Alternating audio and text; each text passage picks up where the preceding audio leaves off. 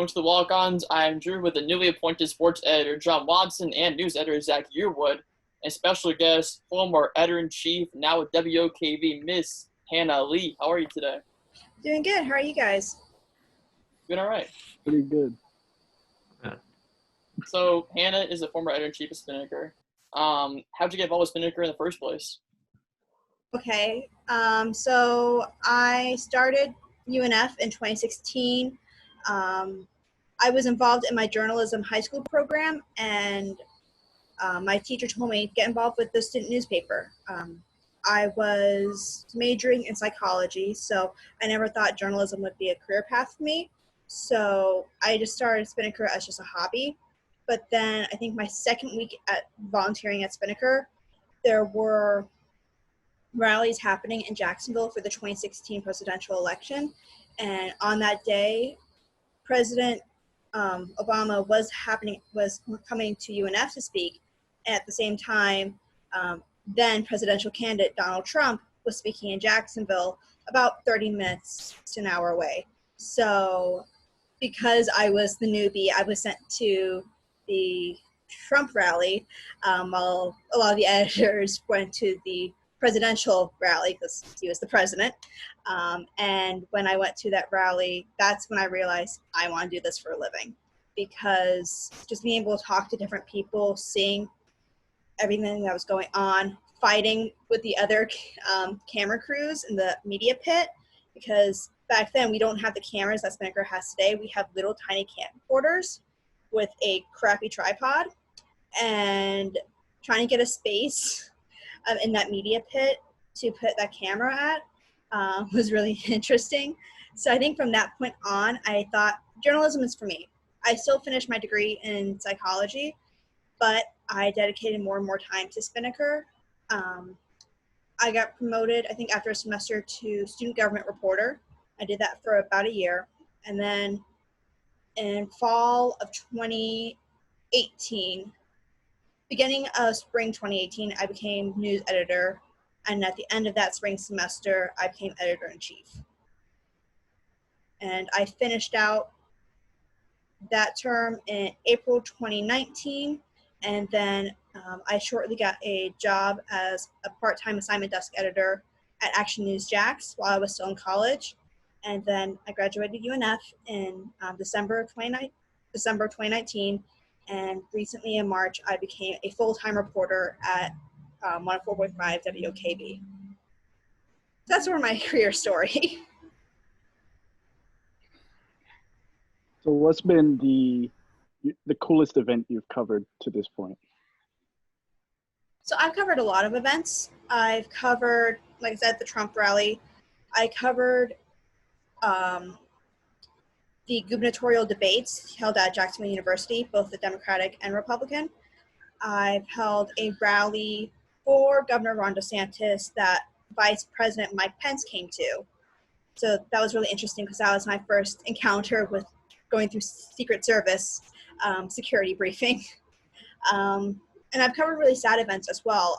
I've covered the Jacksonville Landing shooting, and I've covered also the scare at the UNF arena that happened a year ago now, a year ago, back in January 2019.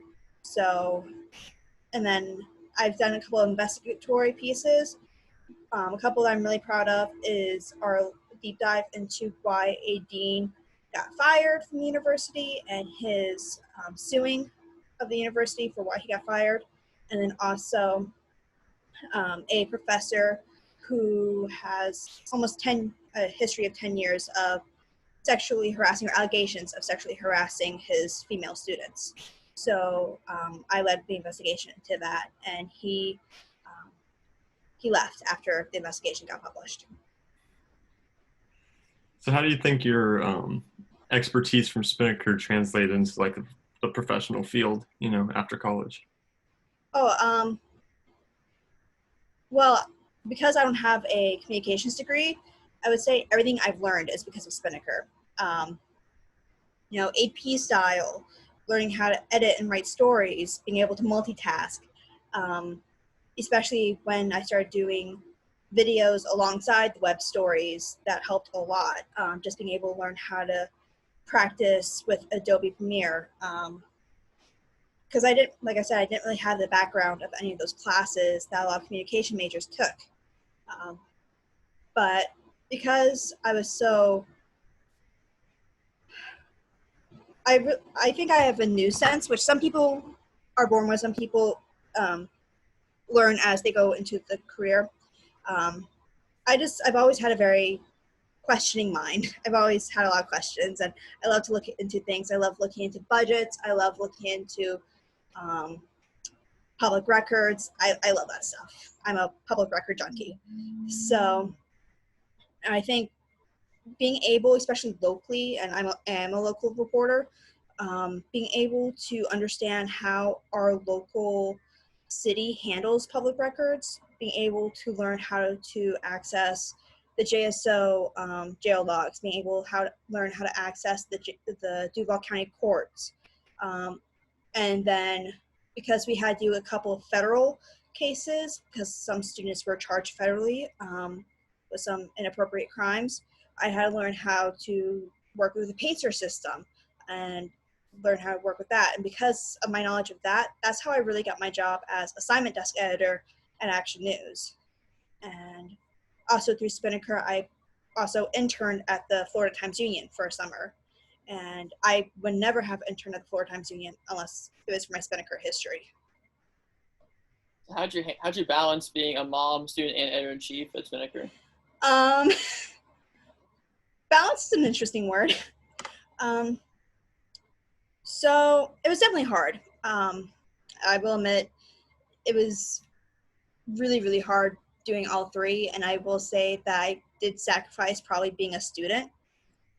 You know, there's a lot of days when I was at home with my daughter and, you know, for example, something would break. For example, the Jackson Landing shooting.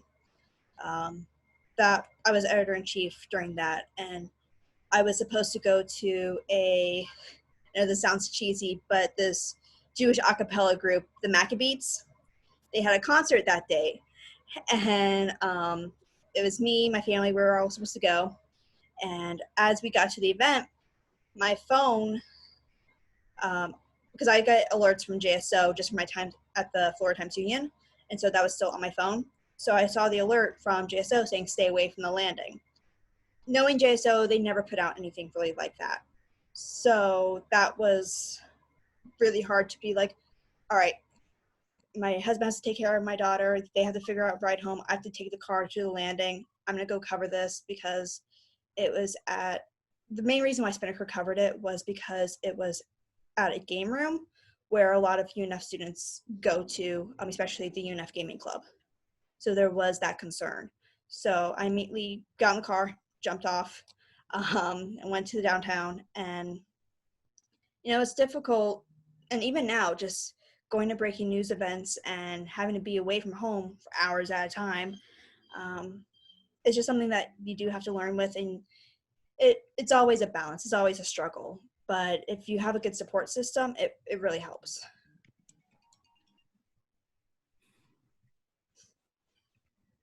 Other questions? Sorry, I got a call there. Sorry, my bad. Yeah, you know, with all this going on, you know, a lot of stuff's going on right now with the pandemic and, you know, the riots and protesting across the country. How's it been, you know, working in the newsroom during this? It's been interesting. So the pandemic, at least. So I started off this year as working as assignment desk editor, and that job is really, that job in a TV newsroom is really about making sure the reporter has all the information that they need, making sure that the producers have all the information that they need to write a story. So when I was there, I was checking numbers every single day. I was updating the spreadsheet that would have, you know, how many people got the case that day, and all the different counties that the station covers, which is 23 counties. That's a lot of counties to keep track of. So, like I said, how many people got the cases, how many people were hospitalized, how many people died. And then, of course, if there are any significant cases, for example, any children who got the case, try and get records of that. So it was difficult and tiresome really to just keep going at it, tracking those numbers day by day by day, and seeing if there were any new trends or seeing if there were any spikes. Now, as I came over to WOKV as a reporter, our focus is a little bit different than the, you know, a radio newscast is a lot different than a TV newscast. We don't have as much time. We have about 5 minutes versus 30 minutes to an hour. So we touch on especially now as we're later into the pandemic, we'll touch on the highlights of the pandemic. For example, phase 2 reopening, when phase 1 was first being implemented. We really talked about that. What does that mean for businesses? What does that mean for the everyday people who listen to the radio? How has it really impacted them? So it's been interesting covering it, especially also working standards. When I was back at Action News Jax, reporters weren't allowed to come into the station anymore. Everyone in the building, unless you were essential, had to work from home. So all the salespeople were gone. All of the typical business people were gone. The reporters and photogs weren't allowed inside the building. So, you would give them their live gear and they would be on their way. They would have to call in to work to find out their assignment for the day. And at WOKV, we're the only radio station really in the building that's still in person. Everyone else is airing from home for the most part. There's a couple people who jump into their radio stations or whatnot, but we're really the only ones that's fully staffed at WOKV. Now that's starting to change. People are starting to come back, but new measures are being taken as people come back. So we now have to wear masks outside the studio. You have to wear gloves in the break rooms, things like that. It's very different. Are people reluctant to come back right now? Because I know it can be a little scary. Some people are. I'm not really in that conversation because I am there and I have been there. I do know that they are trying to take it slowly. If people want to come back, they can. If people don't, I think that the company is allowing people to take their time. Obviously, they still have to work from home, but are taking their time, just slowly start implementing people, being like, all right, certain radio personalities can come back in, salespeople can start coming back in, most likely the managers at first, anyone who it would be better for them to come back and then have more people. It's a phasing in process, I believe. You did a great job, Hannah, covering the riots last weekend on Twitter. What was your experience covering that event? Just like, what Tyson sounds like? So Saturday, I arrived at 2:30 p.m. To the JSO headquarters. I parked right down Bay Street, a couple blocks away. I thought it was just going to be a peaceful event, and it was, for the most part. A peaceful event, a peaceful march. The one thing I do suggest for any future journalists is to bring more water, and not cold water. Bring room temperature water, because one of the things that I experienced on Saturday was heat exhaustion, which was terrible. So always make sure, and this is for every young journalist, always have a bag prepared of 2 bottles of water, a small first aid kit, granola bars, a couple snacks, nothing that will make you dehydrated, and a couple of power blocks or bricks or whatnot for your phones, and an extra pair of headphones in case you lose yours. It's really important for you to have that small pack together, especially if you go to these big rallies and big events, because you never know what might happen. You don't know if you'll get stuck there or if you experience heat exhaustion. So and really comfortable walking shoes. Really comfortable walking shoes. But back to the actual riots, or protests. So it started off at 2:30. I think the estimate was about a couple thousand people showed up. So I think 3,000 to 4,000 people. And it really did feel like that. It felt like a large group of people. And, I marched with them, like alongside them, the entire loop. They circled around the JSO headquarters. And I started off at the front of the protest, capturing them, starting to march. And then I ended up because I am short, I ended up in the back, and being able to talk to some of the people in the back and talk to them about why they decided to show up, and really have a conversation with them, which didn't really make it to air because of what happened later on that day. But it was really, I love talking to people. That's another part of my job that I love to do, is just listening to people and hearing their experiences and why they decided to show up, why they think this is so important to them. And then I think it was around 4:30 when the protest ended, per se. And so I headed back to my car. I plugged in my phone because it was starting to die. And I thought, okay, I'll probably hang out for another 30 minutes, but I'll head back. There's nothing much more. But then I see a bunch of people passing my car. Smaller group, about 30, 50 people passing my car, marching, chanting the usual chants that have been chanted that day. But I see a lot of people leave at that point, but more people start coming, I notice. Not a lot, but I do see people starting to come towards where the protest started. But I see a majority of people leave. And so this group of people that passed my car, I'm like, I'll go follow them, see what they're doing. So I followed them to the courthouse. I think at that point, there were a couple of other groups that were also going around downtown. So I followed them, this little group, for about an hour from the courthouse to the pretrial detention facility. And it was at the pretrial detention facility when things I noticed started to get a little tense. That's when protesters started to get into the face of the police officers standing at the gates of the pretrial detention facility center. And, when protesters start getting into the face of those police officers, even with their hands up, things got intense. So JSO called in more police officers. At this point, those officers were on bikes, so there weren't any of the craziness yet. So the police officers on bikes come. It was still the small group, but things started to settle a little bit, and the police officers went inside. And then the protesters went, if I remember correctly, after that, the protesters moved to the Main Street Bridge. And at that point, this group and another group that I believe moved to the courthouse after this group left the courthouse, they merged together at the Main Street Bridge. And they were trying to block the bridge. So people were trying to exit off the bridge, but they couldn't because all these people were in front of the cars. And it was at that point when police started to show up, more cars. And then I'm trying to remember what exactly happened next. So they started blocking the Main Street Bridge. I think at some point JSO or the city decided to shut down the bridge.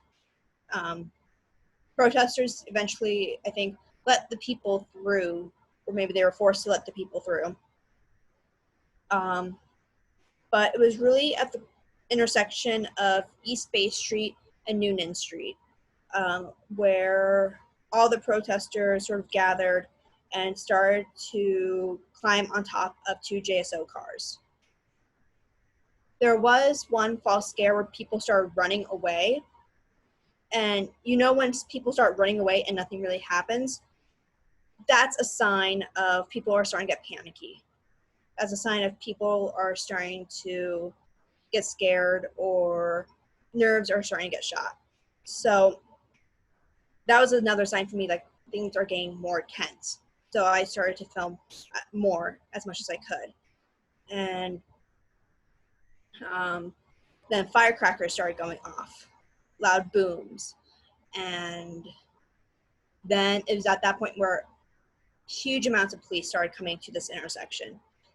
You started seeing officers in SWAT gear. You started seeing, I'm not sure what the official word for it, but it's not tanks, but it is the larger vehicles, the armored vehicles that JSO has. They started showing up, and then more firecrackers started going off, and police, I think at that point, started yelling, if you do not leave in the next 5 minutes, you will be gassed and arrested. So some people started to leave. The majority of people stayed in that intersection and were continuing to jump on the car. And I believe JSO officers were able to get them down from the cars, and I think they caused some significant damage. I do know that a car was lit on fire around that time. I was not personally, I did not see that, but I do know that's what JSO is saying that happened around that time.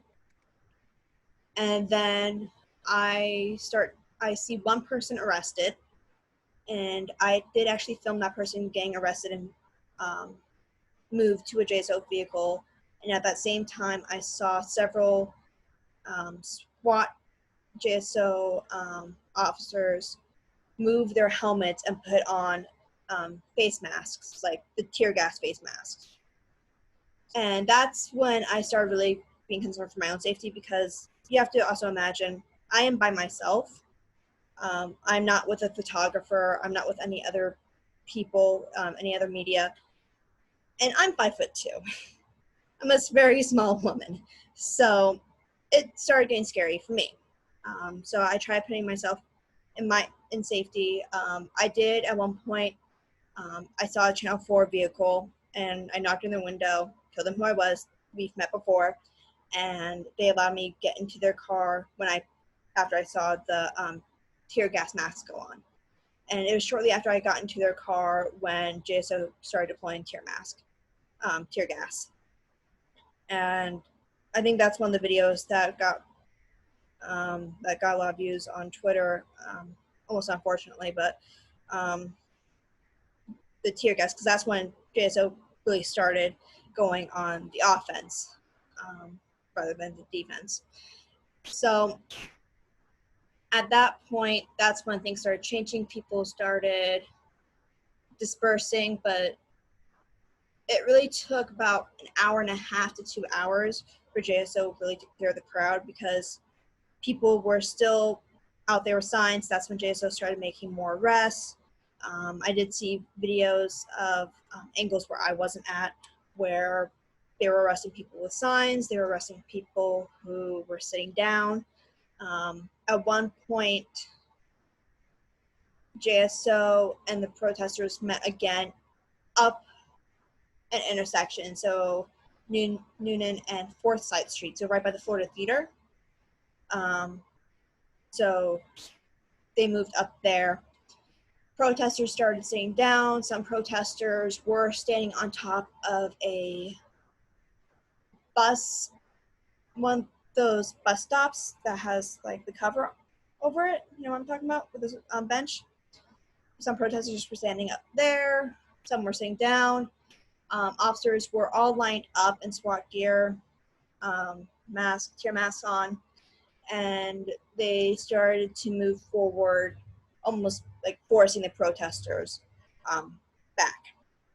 And that's when they just started deploying tear gas again. And that's when I saw one man get thrown to the ground and get arrested. And then I believe after 5-10 minutes, police started moving outwards, so forward on Forsyth Street. I was on Forsyth, and police started heading our way and started telling us and some of the other media members to leave. And we started backing up, and that's, I think, and there were some people handing out water. There's a few people in our area, but no one really demonstrating, I would say. Just people watching and seeing and what's going on. And police threw tear gas at us. And I was affected a little bit. But at that point, I moved away from the protesters because I was told by my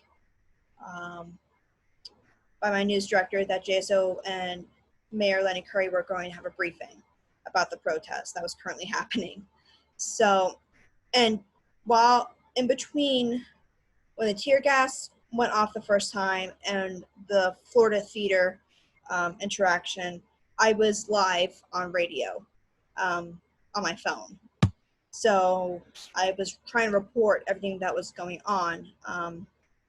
which was difficult to do. One, it was my first time going live on radio. Everything I've done before has been pre-recorded bits or pre-recorded interviews, things like that. So I've never gone live before. So that was an interesting experience, going live and trying to explain what's going on around you when you're also, worried about, your own safety, and you're trying to explain what's happening, but you're not seeing the full picture because you're trying to stay a safe distance away.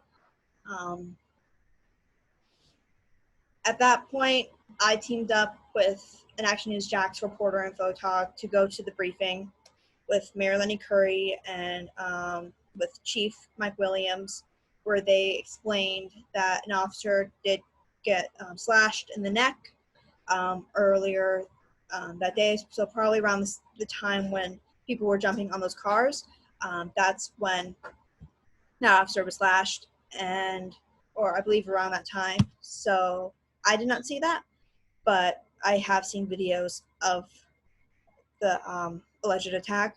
So Mike Williams was telling us that. He did say that several vehicles were damaged, and Mayor Curry was condemning those who were basically in the protest I believe he was referring it to as a riot later on that day, but he was praising the peaceful protests early on. And I think he was trying to make that distinction, that earlier it was a peaceful protest, thousands showed up, peacefully marching with signs, but between 5:30 and 7 o'clock, it escalated. And so he was condemning that.